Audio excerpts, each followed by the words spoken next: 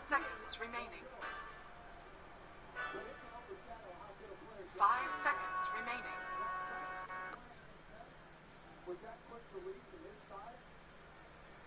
Fnatic's turn to pick.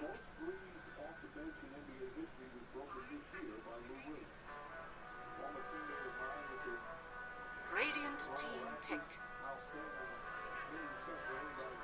Drow Ranger.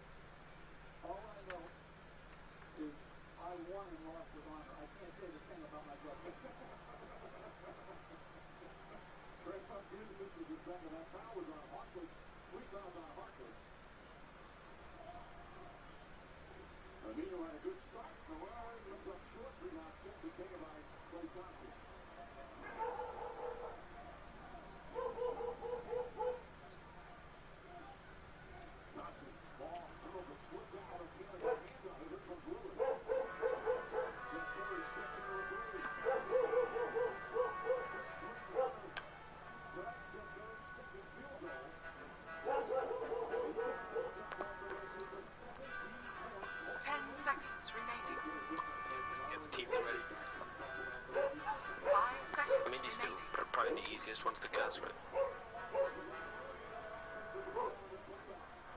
Boom ID is the guys within your dream, no? Or am I wrong?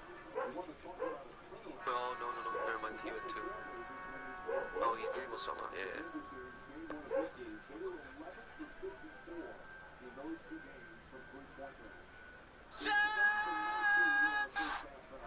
Yo, this guy has no chill, man.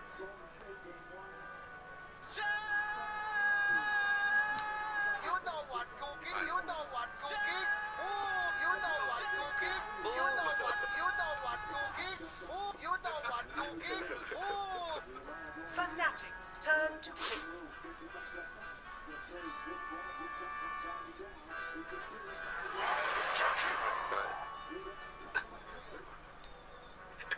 Oh, yeah. That's gonna be a promotional picture.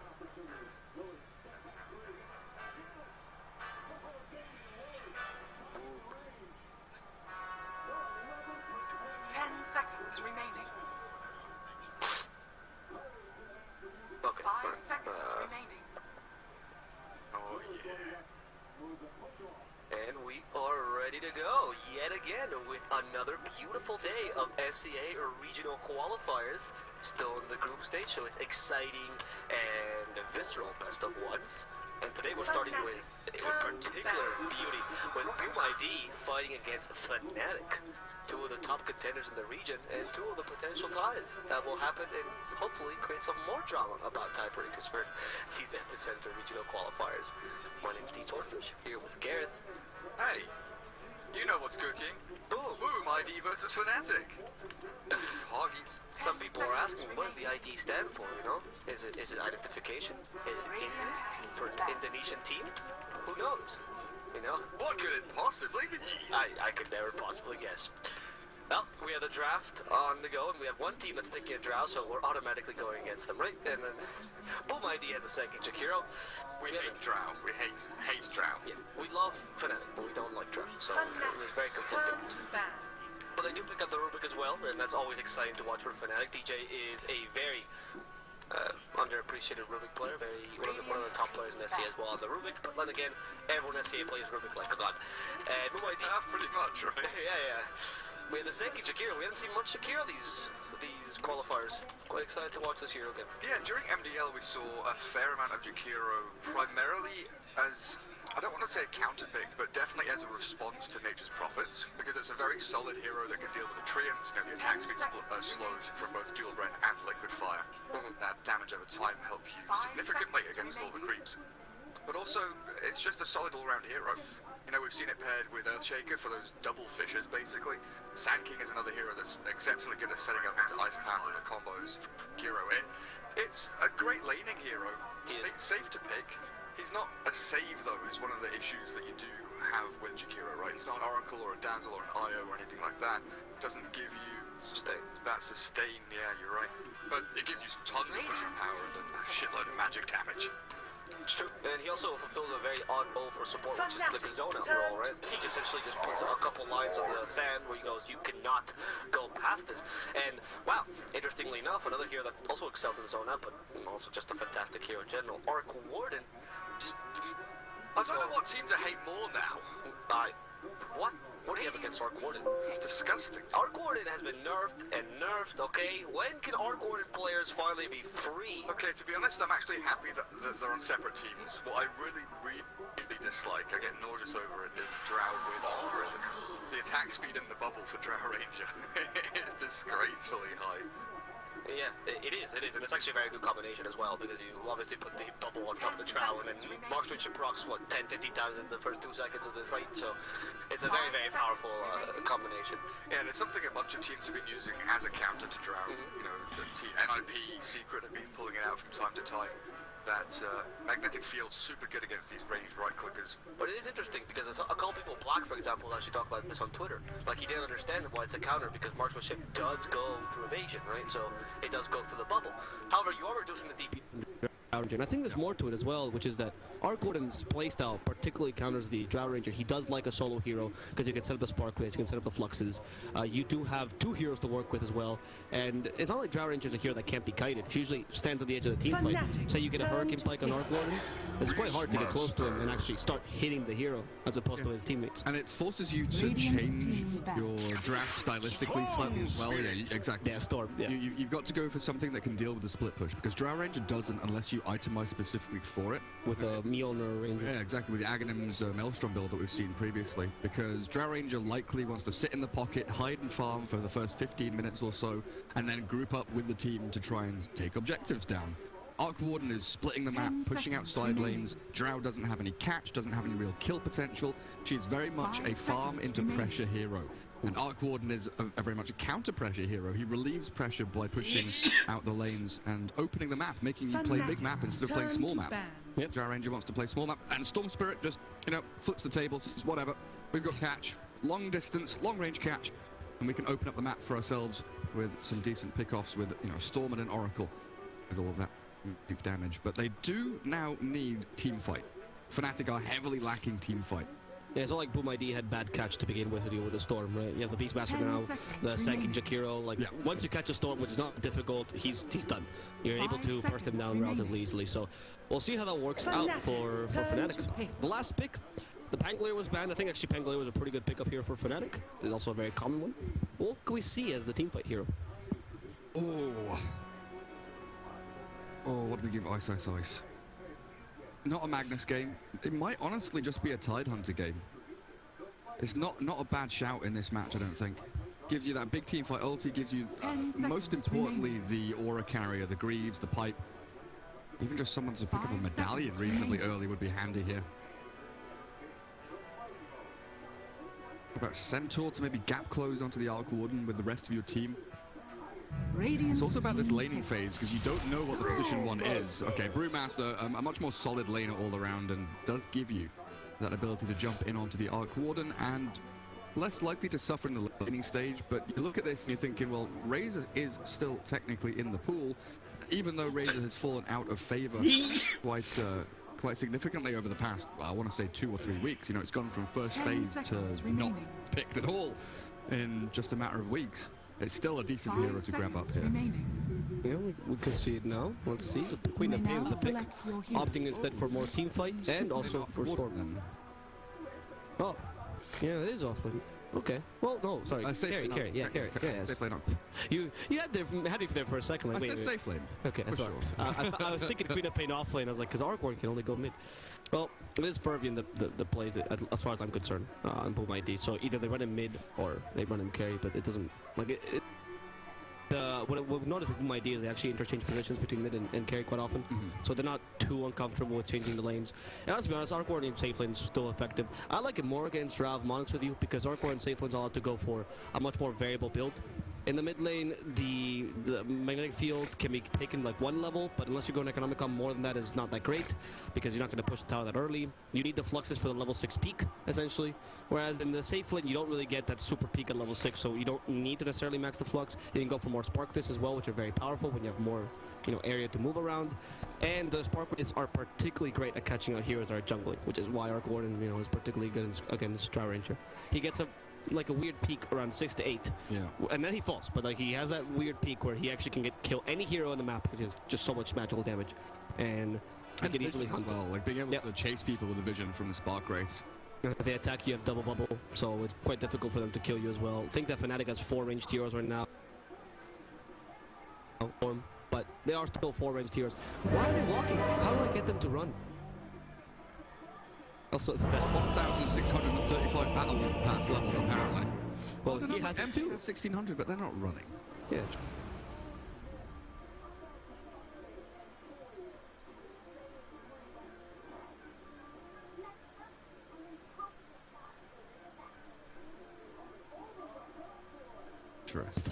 The gym. You know what's Deep. cooking? Boom! I'm You loving know that. what's cooking? Boom! Prepare for battle. It makes our life much easier when the first 2 minutes are just voice lines. Yeah. We can't even cast it. Just I can just Hello, hello, what's up, what's up? Yeah. So here we are. Hi guys. It's lagging, I know. Gulag. So shout out kay 30 Jainer seconds to Garcia. battle. Thanks for watching.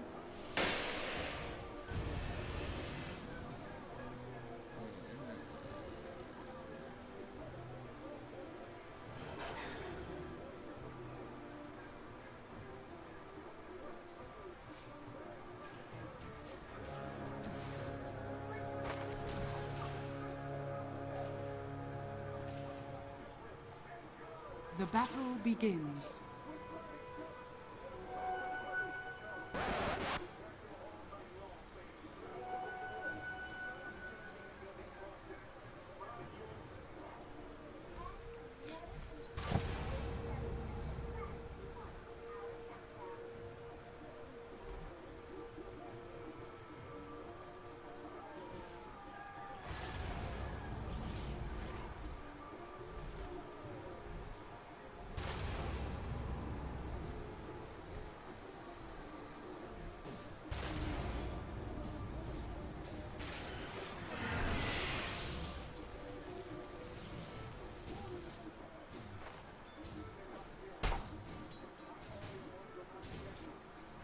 For the likes of you.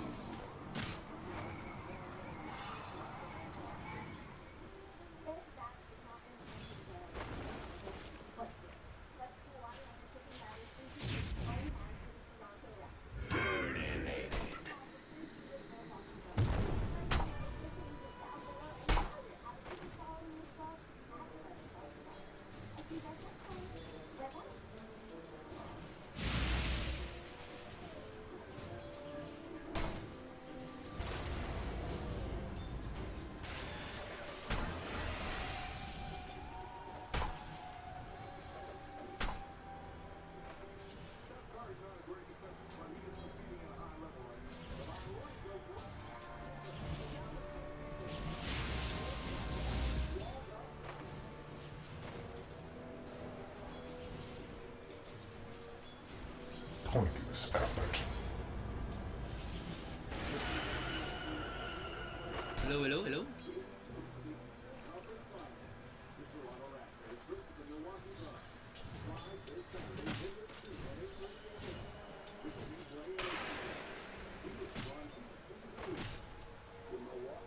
Regeneration.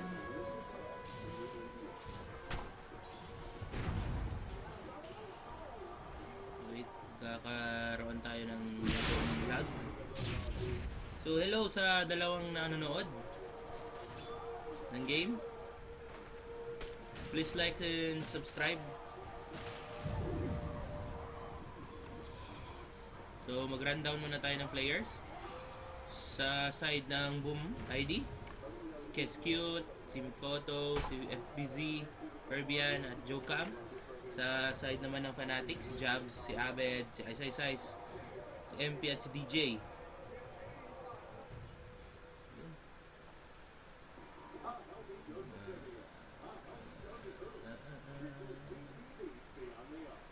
That you're like, you're not really concerned anyone else taking the Ancients in the enemy team. Beast is not going to go for his axes, right? Let's be serious. So I think top lane should be where we would look for kills. Yeah, starting off now, they've hit level 2. Beastmaster and Sand King trying to make a play, but the damage from Oracle and Drow, it's substantial. One more hit from MP, not in range. very good board play there. Actually hitting, dividing the poison between the two heroes, even though it's level 1 board. The Drow had to concentrate on Beastmaster, could not kill the board in time, and that board literally saved his life. Managed to salve up, and they're kind of okay now.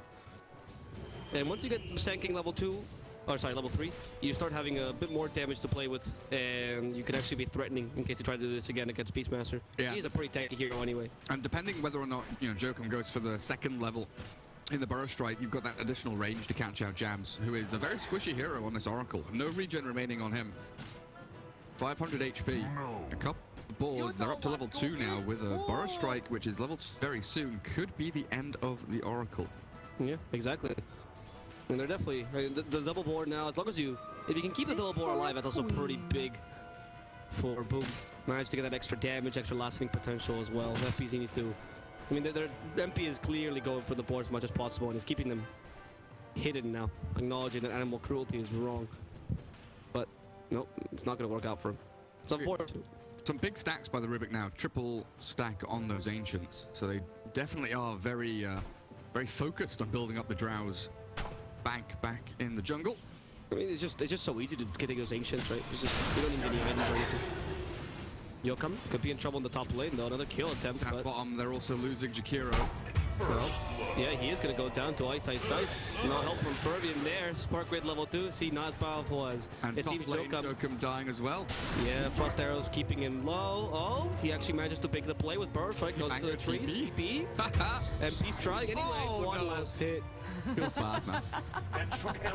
Super close though. Bottom lane, they lift the Jakiro back into the Thunderclap, and Brewmaster just gives him the old whack. Level 4 on Brew, so he had the 2 points in the Brawler. Lots of damage, and Jakiro without boots really did suffer quite heavily. And then top lane, it really is just this battle of attrition. Both sides running through all of their regen, just being punished and harassed for the solid 5 minutes of laning stage that we've already had. I would have thought though Sand King and Beastmaster would do a little better there. Drow and Oracle proving just to be that little bit too strong and slippery. Yeah, I'm quite surprised. I was telling you, it's the board game, right? Like, if you kill the boards, Beastmaster's impact in lane is heavily taken away. And Oracle, one of the few supports that does very well against kind of finishing off the boards and killing them, right? With Fortune's End to stop them in place, and then Purifying Flames now level 2. And then Frost Arrows to make sure that they can't actually, escape walk away either. It's a difficult lane to play for them. The bottom lane also not going too well for the Arc Ward. I mean, he's doing fine in terms of last hits, but Brewmaster doing so well is definitely an indication of how things are going. Like Ice doesn't really care. He's just there's no stuns. He's just going to TP out. I forget that that's the big thing Jakiro and Arc Ward lane doesn't have. We've seen some Jakiros at level 3 go 1-1-1 just to have a stun. This time not the case. 2-0-1 on Keskute. And they bring the Sand King bottom, so they're actually safe lane tri-laning so they can clear this pretty juicy stack. A lot of money here. I want to see who it goes to, though. Looks like Sand King's going to take the lion's share of it. Arca Warden peeping out a few CS. Yeah, it's odd. They're concentrating a lot on the... No, it does seem like the big ones at least are going to Arc Warden with those spark rates, right? It's quite big. But the timing for Arc Warden, unfortunately, just won't be as quick as the Drow. I do think a Drow can actually easily outfarm an Arc Warden, especially with those ancient stacks, which... Checking on them, by the way. No, still as before. Yeah, hasn't made any additional ones. Beastmaster in the top lane though has the TP. Can they catch this TP with damage? Yes, they will. No need for a stun if you can just kill him. And you already have marksmanship on MB. What? Wow, that is fast, especially for a dual lane Drow. Nice bottom. Sand King finally getting involved. Level 2 Burrow Strike. And Ice with,out that TP home this time, unable to escape. Lots of jungling happening. We've got small camp stacked up nicely by Keskute down bottom. Storm Spirit stacked up his medium camp north of the mid lane. pretty decently as well, so there's lots of farm to fall back on here, as a fair amount of these cores have started to not struggle, but definitely feel uncomfortable in the laning stage, right? We're seeing a lot of pressure coming out of the supports, so these cores will start dipping back to farm the jungle as MP moves towards the Ancients, starts clearing through those. Jabs can maybe claim some of the shared experience as he walks on by. A smoke coming into mid, looking for the Storm, but Abed, like I've been saying, he's very afraid of where these supports are going. Don't know if he knew about this smoke. There's no wards or vision covering that southern area, but he will dodge it. Jabs, on the other hand, will not. Walk straight into the two of them. And as we see in the business, he tanked the gank. Swept them away. Yep, tags the game. And now they can take a tower because of this, ideally. Oh, ISS has actually rotated to say this tier 1. This could be a problem. Jokam is acting as the guardian here. Full sandstorm, so if you get hit by the burst, that's a lot of damage going your way. Ice decides to take a different route. Ha! I'm smarter than you. I don't need to go through that sandstorm. And now they can actually go for Mikoto. Ideally, Abed, because that's important. The ice pass saved Mikoto for a while. He flick away. Mikoto gets it in time. Unfortunately, Senki might not be so lucky. He still has the burst, so he goes out to the low ground. Ice can follow through of it as well. Sonic whip to the face. And Ice has been deleted. Mikoto wants to keep on fighting, but there's just not much he can do with the double damage. Now the Primal Roar setting up again for this kill. Nice fade C-Dick. Mikoto now in trouble. No more double damage. And he does die down for this Rubik kill. Man, that Queen of Pain doesn't quite get the Storm fully there in the river. Could have potentially killed off Brew and Storm together, but Abed escaping skin of his teeth and then committing for that Rubik kill as well. Really nice fate edict, you have to say, from Jabs, kind of baiting the Queen of Pain in, allowing for that trade back under the tier 1. And what's happening in this game? 6 heroes mid, all of a sudden, 9 minutes in, having a massive brawl in that middle lane. 30 seconds until the bounty wings come up low, and this is going to be the next big point of contest. We've got Brew level 6, he's ready to fight. Storm Spirit comes down towards bottom lane as well, as Jabs and MP already in the area should be able to secure up both of the southern bounty runes. But then you look at where Boom are. Sand King, Arc Warden, Jakiro, they're lurking in the shadows down south as well. But I don't think they've got an opportunity to get the bounty runes there as they get jumped on. A move towards the Sand King should be able to bring him down. Kill claimed by Fnatic, and that will secure both runes there. And Arc Warden's like, sod this, I'm out, I'm going top lane, see you guys. Double bounty rune for Fervian will be able to finish off his Hand of Midas. Get a nice bit of gold and pocket money for himself to move on forward. Middle tower has fallen. This game on a nice edge though, 4-6. Very little in it net worth wise, lead one way or the other. Boom, a very explosive lineup and an explosive direction for Queen of Pain. But KezQ gonna get caught underneath his own tier 1. ISS and Jabs will punish and take the objective with a catapult wave. Well, I mean, it's a small kill with support, but if you get the tier 1 with it, that's fantastic. We actually see a rotation here with the second support. I'm doing the classic strategy of going in one by one and sacrificing your core. What? Okay, never mind. You don't have no dust. There's no vision for a second, so he's gonna survive this completely. And we are seeing MP starting to rotate and take the enemy farm with their jungle being taken away. He's leading net worth quite nicely, and he already took that ancient stack we saw earlier. So. Yeah, I just swapped over to net worth, and I was like, okay, we see Drow with what, like 80 CS? Storm 74, Queen of Pain 70. Should be pretty close. No. Storm 4k net worth, Drow 6k. A solid 2,000 difference. As Abed on this Storm looking for KezQ, and that's a free kill with the haste rune. Gets the kill rune, powers up, runs through that jungle and finds an easy peasy kill over on poor little Jakiro, who has no boots still. 11 minutes in, and he's got no movement speed on the double-headed dragon. With that, Fnatic with 1k in the lead, they have managed to win the lanes. You have a Drow lineup, and all you need to do now is make sure the Storm also becomes slightly powerful. It's up to Gordon now to actually manage to push out these lanes and stop the objective taken. He has a Midas, is going on the Maelstrom first, but until you don't get the Maelstrom, your lane taking or your lane pushing in general is quite garbage. So Fervian just needs to play passively for a while. Hopefully Queen of Pain can open up some kills here. Mikoto is looking into the middle lane, hoping to save it from Abed's wrath. They need to start creating some space. This Beastmaster and Queen of Pain need to really pair up, maybe even get the trio going with the Sand King and look for kills, especially the Drow Ranger, because Fnatic, they're accelerating. Network lead might not indicate that right now, but it will increase significantly as they go for a fight in through the ice path. The Storm will wall, and Beastmaster is a goner. Final split even used. Brewmaster's like, let's get in here. I mean, tower. You have the tower, right? You have the pulverize here on the demolish, sorry, on the Earth Spirit. So you can just take this tower quite nicely with the split. You're forcing a cliff earlier than the next year to get tier 1. And let's see what else you can do. A cyclone to stop this Jakiro for now, but no setup. Radiant's middle tower And the tower will fall.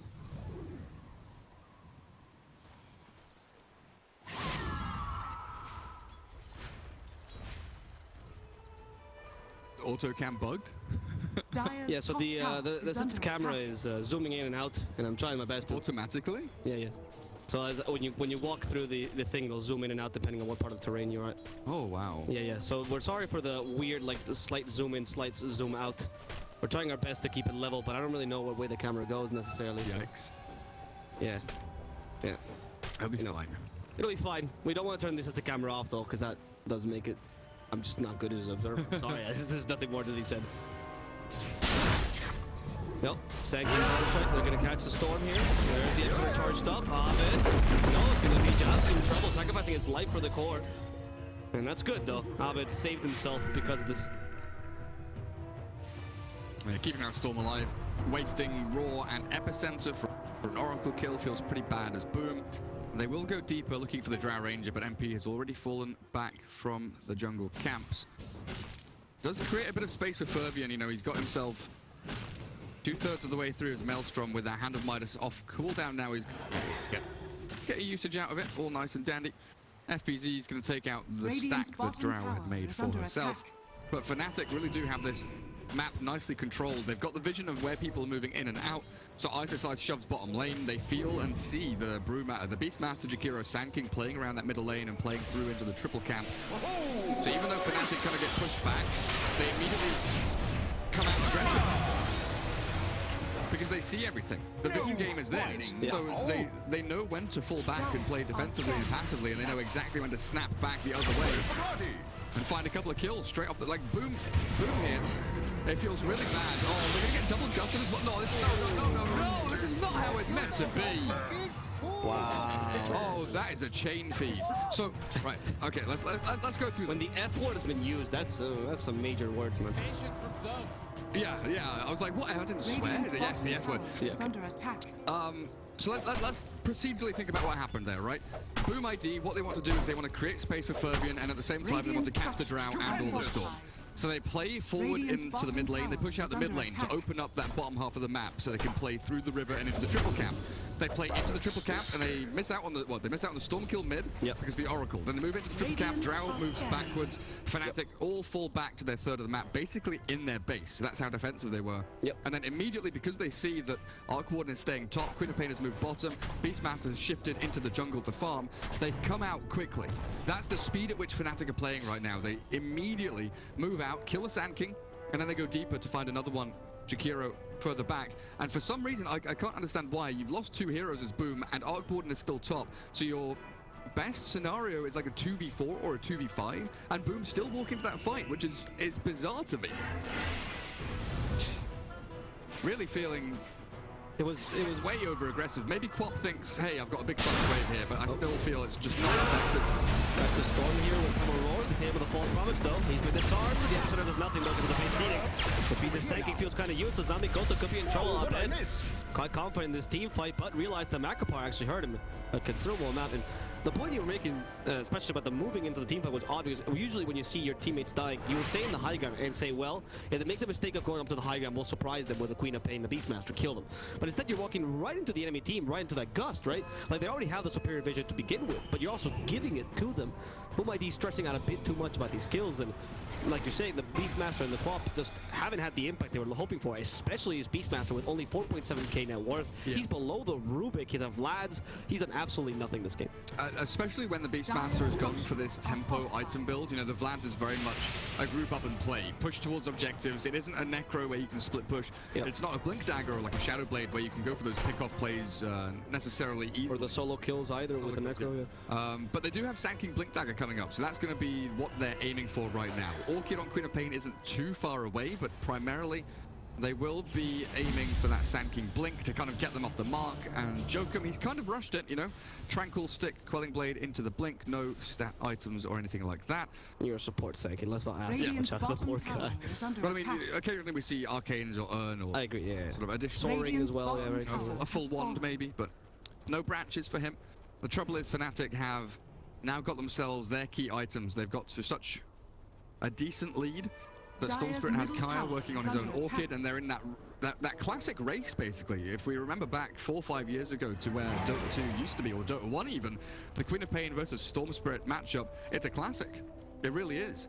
And it all used to come down to whoever gets Orchid first Dyer's wins top not just the tower matchup, is but the under game. attack. back then, it really was just win the game off of the timing of your item.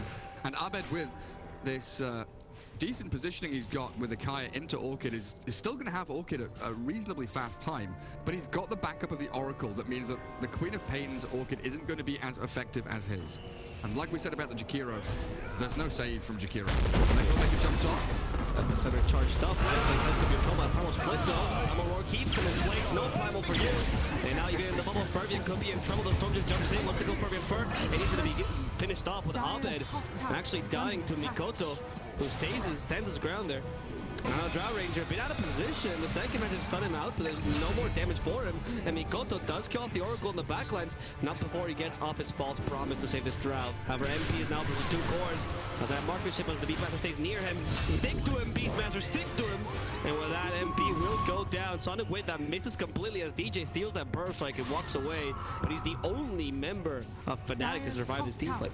So I think Fnatic come in there feeling really strong. They've lost the Brewmaster, but they know that a number of spells have been expended on him, right? The Primal Roar being the most important one. Knowing that is down, the Storm and the Drow feel, you know, much more emboldened to go in and play aggressively. That was The trouble being, Storm was on 470 mana when he died, and he stopped and stood still. Look at this. Abed just went downtown to the Jakiro's face, and away he goes. You had your warning. So yeah, Storm was on 470 mana when he died, so he had mana for Ball Lightning technically. So what I believe happened is that he made the call for Jabs to save him, and Jabs didn't quite get the false promise onto the Storm in time. So Storm therefore, you know, dies, and they're forced to use the false promise on the Drow later, but they've lost the majority of their damage. But more importantly, it's that in and out guerrilla warfare that the Storm brings. Jumping in and out of the fight is what they most desperately needed to catch the Queen of Pain on the way out as she blinked to safety. But I think it was just like a miscall from Fnatic, like one mistake like that, where Abed says, hey, I need false promise, and Jabs doesn't quite get it, which means Abed dies, and there's this domino effect where Fnatic's turn to chain feed. Yeah, it is. Stupendous. But that puts Boom ID straight back in the game. The Fnatic guys did overstep because of that, and I mean they didn't really consider that team fight entirely. They do kill Fervian in the process though, but they were kind of tunnel visioning there, thinking, right, if we kill Fervian, this is done. The good thing about Boom ID, but it's quite fantastic actually, is the Queen of Pain's keeping herself relevant, even though you have an Arc Warden. You're not putting all your farm on this hero. You're not playing the 4 Protect 1, and because of that, Mikoto can actually have a bit of an impact, and that surprised Fnatic because they genuinely were thinking Mikoto is useless at this point. He's not an Arc Warden. We don't care about him, and all of a sudden he came in with a Sonic Wave, manages to deal quite nicely with the supports as well. Oh, bottom lane, Storm Spirit. Oh, he's TP'd. Okay, yeah. I thought FPC has the Shadow Blade. I like it. You know, we're talking about where he needs to go, and they've got that solo pick-off item on the Beastmaster now, so he can play with that Queen of Pain. Didn't quite catch the Storm though. He was in the right place, right time, just not quite in range. Abed placing that Ball Lightning and TP very nicely. And speaking of Abed, he's got his Orchid in like 400 gold, so Queen of Pain's BKB cannot come soon enough. Up top, Fervian's in trouble. They didn't catch his clone. They caught the real one. With a gust, there's little he can do. He's just gonna go down. Tempest double Rubik, by the way. Oh, did he actually steal a Tempest double? Oh, that's really good. He's TPing bottom lane. Look at him go. Who's a better Arc Ward? Is it DJ? That's so funny, actually. I love that you can steal this, but you actually stole a lot of gold. You know what's Well, it should be a lot of gold. Is that broken? You know what's cooking. Did they forget to update his bounty? No, so I've seen it before where the gold doesn't show in the Tempest clone doubles, and I think it's just a bug, because you should still get the 200 or whatever, 250 or whatever million. It should is a very well supported donor. 10,000 gold or whatever it is. It's 200. Yeah, I know. Okay. It does feel like I said 200, 250. I couldn't remember which one it was, and I was just like, yeah, 10,000 gold. It's like a million. Don't. it is a lot of gold. Just just round it up. You know? Keep rounding up until you get to a million. So don't chain feed the clones, Rubik, if that is the case. If not, you know, if it's bugged, then go ahead, abuse the bug as much as you can. You Oh, blew it. smoke. Queen of Pain just died, by the way. I did not see that actually. How did Mid Storm's Orchid, I'm guessing? Yeah, Storm Fresh Orchid. Yeah, we were talking about that. Abed's just been zooming around on mid lane. Oh, wait, Primal Roar to catch him. Epicenter charged up with a burst as well. Keeping in play, Sentry. Whoa, the Orchid stops the burst strike. That Sentry took way too long to come out. They were very confused by that invis from the top lane. They managed to kill Furby the second time. They get the clone for free as well. Ooh. So Radiant's I top don't tower know is what to under say to that. attack. Yeah, this is Fnatic. Well, Fnatic know what to say. This is them saying they're not messing around anymore. You know, they're here to win. They're here to play the game. Not giving any free team fights away to Boom ID anymore. And they will secure this round pit for themselves with Epicenter and Raw both down. Difficult prospect for Boom ID to go and contest this. Even Sonic Wave is down for 45 seconds. Roshan already pretty much gone. Aegis for Abed there. Radiant's top So he's tower got is Orchid under Kaya, attack. 1400 gold in the bank towards his Bloodstone. Hurricane Pike and Manta Style now done over on your MP Drow Ranger. Even Jabs hasn't earned someone who very rarely has any items, you know? You've got Blink, Aetherlens, Arcanes on DJ. This Fnatic side, they are ready. They smoke, they know that they are strong, they can take team fights. As long as they get that initial pick off where Storm gets into the back lines, gets a grab, get a kill. With the numbers Radiant's advantage, they middle should have an tower is easy under time attack. taking these fights. But if Boom ID get the jump, they do have the superior team fight. We said in the draft, Boom ID have the big wombo combos. They've got the team fight multis, they've got the catch and kill potential. They just need to make sure that the vision game is theirs. But Fnatic are so good with these obs and sentries. Getting deep into the jungle. awkward smoke though. That's fine, they'll catch tanking bottom. I mean, it is a support, I guess, but you could have caught him without the smoke. And there was a blind smoke there, right? So I guess it doesn't really. The timing was correct, right? But the vision was simply not there. No, there's a fight. The pulse silence, but I think Stormers would get much more damage. Look at that Queen of Pain go! Take the Aegis for free, walk away. Mikoto, Are scanning. he stands his ground, he acknowledges he's a strong player as well. He can't be killed by a Storm, and Fervian now fighting ice with his clone in the middle lane. It's not going to be so easy to farm the clone anymore. Miona's ready. He has travels as well, so the lanes are going to start getting pushed by Fervian. So we're talking about fun timings, but you know, Boom ID is not too far off either. Ferg with the Mjolnir travels in Midas. You have the Queen of Pain with the Orchid now almost finishing up the BKB to have a way to deal with the Storm Orchid. And the Storm won't have the equivalent, right? He actually decided to go away from that Bloodstone, going for Perseverance instead, and straight up BKB. BKB, yeah. Much better option, I think. He's realized Queen of Pain's Radiant's rushing middle BKB. He tower is kinda under has to attack. do the same thing. I'm loving this matchup. This classic matchup Storm Quap is so fun to watch. It really is. Both with, you know, macro and Radiant micro are maneuverability, scanning. getting across the map in Yeah. team fights. Radiant's middle Very similar tower item builds is as under well. attack. That should help. It's real nice to watch. I love that Ice Eyes walked in. It's like, well, how are there this many ghosts? Nope. Just walking away. No bounty for me. And Dire's Fervian's top actually starting to tower push these is under towers down. He's attack. actually up to the tier 3. And Fnatic have not been dealing with his clone because he's actually quite strong right now. And they forgot that Fervian could just push your tower. Then Abed is forced to TP for nothing. Not even 200 gold. Fnatic do still have to be very wary. Their double wards are both in the top part of the map, around that kind of tier 1 area. They don't have too much vision in towards mid or bottom lane. Sand King Jakiro and Queen of Pain, yeah, they saw Mikoto for a second there. Looks like the catapult just caught a glimpse of her. Difficult to play into it though, and the Fnatic gets scouted by the Beastmaster Boars. Thank God, because they were going to get scouted by the Beastmaster himself right after. So it's this really nice kind of poke and prod from both teams, right? They're looking for these entry points. They're looking for any kind of opportunity they can to begin a team fight. Because both teams want to fight. Both teams feel strong. You know, 9-19, it feels like, or it looks like, by the metrics, Fnatic are massively in the lead. And yes, they do have the kind of item advantage overall across their heroes, but they still Dire's don't have the bottom team tower fight is under advantage. attack. Yeah, that single target that the Beastmaster provides, and to some degree the team Dire's fight that Sankey provides, started to become much more powerful, right?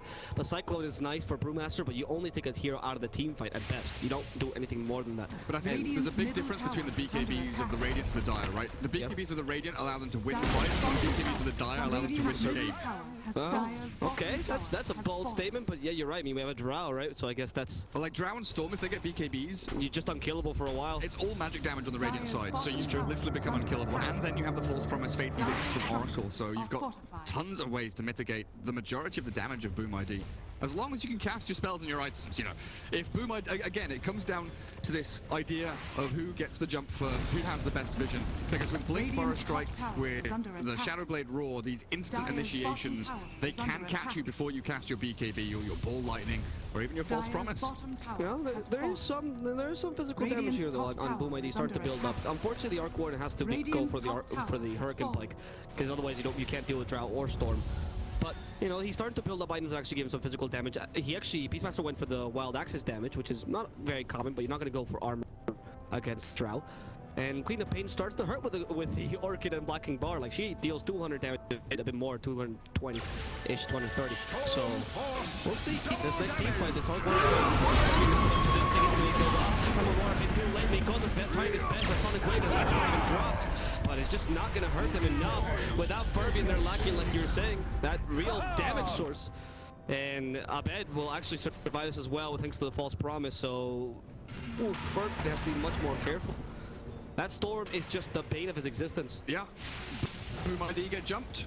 It literally is as simple as that. Very, very rarely do we have these situations in Dota where it is, you know, it is a Boolean answer, right? It is 1 or 0. It's like, do I get jumped? Yes, I've lost the team fight. There's nothing really you can do to mitigate it. Again, we come back to the potential for picking heroes with saves or picking heroes with counter initiation, and Boom ID haven't really had the opportunity to get themselves a proper 5v5 team fight. Now, Storm seriously forgoes the BKE for the Bloodstorm because he's like, you know what? I can do it again. Oh. Ice Path, Drow Ranger, but there's just no follow-up. You really rely too much on the Arc Warden. The Queen of Pain in the backlines, what just... He was trying to creep skip the lane, right? Oh, and Storm finds her. Did she have BKB off CD? Oh, it was 5 seconds off cooldown. Cooldown so down. Creep skipping the lane with a Storm is a tall order. Again, we come back to talking about the Storm Spirit. Probably catching another. Oh, it's just the cloak. That's just the cloak. But still, free gold. It's 240 actually. I was wrong myself. But this is why the Storm pick was so good against the Arc Warden in particular, but even against the Queen of Pain, being able to traverse the map very, very quickly. And I feel okay with Storm kind of delaying BKB here. And I clicked on MP because I was thinking in my head when you said it, as long as the Drow goes BKB, then it's okay. And she does. And she has it completed now. If you go no BKBs across your 2 cores, I think you are pushing the limits as Fnatic, but they know exactly where that line is. And it's not as if Abed's not going BKB, right? It's Bloodstone, tanks him up, gives him that mana regen, gives him more kill threat and scaling capabilities. It's a backup plan. It's a safety net. The later you get BKB, the better, honestly, in a game. Like, the more you can delay potentially BKB, the later you can use the 10-second BKB. Imagine a Storm, like, say, minute 32, more or less, let's say, gets it. Yeah, go for Linken's first, which is not the craziest of ideas. And you get a BKB then, you know, at the latest point in the game, you have this 10-second invulnerability, essentially, to kill everything. And Arc Warden is just not going to be able to tank up this game because you need that physical damage you were mentioning, because otherwise how do you deal with the Drow? But that means you don't get the item that potentially could tank you up. You're not going to get Scythe of Vice here because you can't afford it. You need that physical damage. You need the Butterfly, Daedalus, those kind of options. Even a Scotty is just not going to be good enough. It's one of those interesting kind of core tenets of Dota 2 that every team and every player wants to play as greedily as possible until they can't anymore. Exactly. And their opponents have to play as greedily as possible and try and just be slightly less greedy than their opponents. So they have that walk that line as much as possible. Yeah, have that window. You know, back when we used to see the Midas meta, you know, it was all about getting the fastest Midas, and then it was all about the Midas Crystal Maid. Oh, right, the sooner, the recent Midas meta. Yeah, the recent Midas meta. And from that Midas meta, then we had the Vlad's meta, right? Yeah. Where it went from being as greedy as possible, getting Midas to be more greedy, to teams adapting and reacting to the Midas meta, saying, hey, we can get fast Vlads, and that counteracts how greedy they are, but we're still being, you know, greedy by getting this item as quickly as possible to go farm jungle afterwards or fall back on it, and then look for the pushes and objectives. And it's all about this back and forth, adapting to what your opponents are doing. Is bottom lane FBZ trying, they even EPICENTER Jokum channeled it up looking for that initiation, but honestly, the no invis. It's not that big a deal. I hate saying that wasting an episode is not that big a deal, but you're minute 31, like the damage is not the most relevant thing, especially with an Oracle, right? Ideally, if you can solo kill Storm, great, but right now it's super difficult to catch Abed. Especially because Primal Roar has a pretty considerable charge time. And as you can see, Abed is, he doesn't know if he's going to go for BKB or the Linken's. He's kind of swapping between them, but it makes sense. Like, the Primal Roar is starting to become not really a tool against you. You have Ball Lightning level 3. You can actually zoom past enough or fast enough that the Primal Roar can't catch you in time. It's way too long a charge time. it's not that strong of ability anymore. That's why Beastmaster doesn't get, you know, picked every single game. 1%. Dire's bottom tower is Bottom under lane attack. shoved in again by Fervian's Arc Warden. Tempest double. Storm has spent so much time clearing out bottom wave, and he's just given up. Abed doesn't want to sit bottom anymore as Roshan has respawned. MP starts things off, and Abed straight into the pit we go. Yep, there's going to be a Roshan falling for Fnatic. Also, coming to Roshan, they actually give the cheese to Tri-Ranger, which I love, because Aegis, you allow them to surround you. Cheese, you can use it whenever you want. And you have essentially a double life drow. Very difficult to kill, and he's starting to go for his first damage item, that being the big damage item, I guess, that being the butterfly. And there's the drow, there's the Storm BKB. Okay, so he does go for BKB in the end. So now we have the double 1032 BKB, right? So, powerful. Yeah. It is a very, very difficult team fight now up for Boom ID. This is endgame. A lot of your damage was coming from Jakiro, that's completely nullified. Sanking 2, like you were mentioning earlier. Queen of Pain, I guess, still have Sonic Wave. Yeah. So now the game for Boom is very much try and take a fight outside of your base, smoke up, try and find a choke point near your shrine, you know, potentially somewhere in this area down to the bottom rune. Maybe you defend your top. It's going to come down to defending your shrine areas, or if you want to play super passively defensively, you sit back and defend your barracks. But the trouble with that is you don't really have the opportunity to kite BKBs as effectively. So if you play outside of your there's a sentry there, pre-placed already. 70 seconds on the sidelines with no buyback. Oh, he's got it in 60 gold. He might have it in time for this push. That's really unfortunate. Like, you're saying you can play defensively, you can play offensively. Doing that, Arc Warden and Queen of Pain have been doing a pretty good job of pushing out the lanes, but you definitely need the Arc Warden and the clone to be able to win these racks. And they go for the Arc immediately, perfect to save him, but no, it's not good enough. The BKBs make him essentially gods, and what's cooking is Boom ID's chances of winning this game right now. Oh yeah, Boom has a BKB casually off that hand of Midas. Yep. Blink lands BKB, even moving towards an AC, but under attack. you know, There's no physical damage. as I said, they get BKBs and the game ends. Creep skip all you want, Queen of Pain. The creeps are already there. Yeah, exactly. You have to go back. They put them into the fountain because the creeps are stupid and they walk into their own death. Nice smoke there by Kescu to not get jumped on. Like, the BKBs are down on Fnatic, so they are going pretty deep. Welcome in the wrong place. And Mikoto, BKB, but doesn't matter. Marksmanship doesn't care about your golden god. Kescu is immediately decimated as well. Fnatic, I mean, they're just gonna take this throw. GG from Boom ID. They've completely given up on their chances of winning this game. It was close to the first 15, maybe 20 minutes. Queen of Pain had a decent performance. Hardboard looks like it was farming up a storm. He was getting the split push going quite nicely. But it was always a matter of time. You look at Fnatic and you think, right, they have their primary items, they win a couple of team fights, they have a bit of a feed top lane, but once they get their BKBs, the game just